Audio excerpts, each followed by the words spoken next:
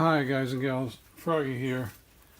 I have got 3 gap measuring tools, and I'm going to measure the gap for you on a plug. It doesn't matter which plug, any plug, and see if they come out the same, because they should be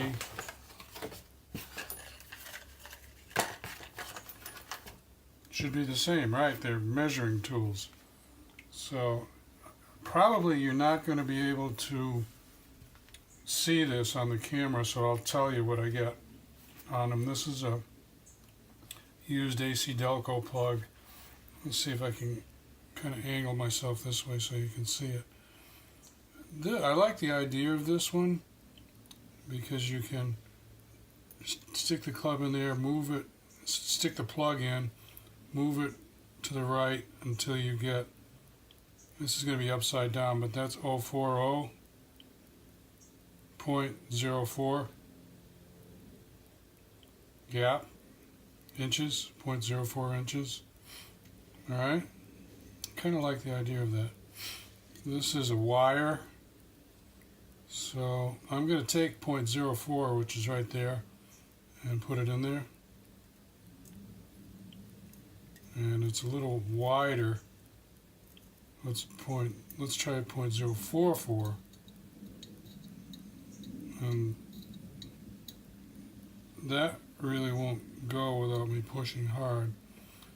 So I'm going to call this 0.042. Alright, you have to interpolate, and that's not much of a difference. But the one that bugged me is this one. We'll start at the narrow end of the tool, and this one you press it like that. There, I've got it in there, and I go right to there, and that's 0.034. So this one here, this is the one a lot of guys have got in their garage, is really off quite a bit from these other two. And it's a CTA, and the funny thing is this one is also a CTA. So I'm going to call BS on that one. I'm not going to ever use that one again. This one, Lang, came out the same as the wire CTA. So this is just to show you that you should do this with your own shop tools. At least get 2 that match the same, and then use either one of them. But if you just buy one and you're setting all your gaps all day long with this, it could be off by quite a bit. Okay?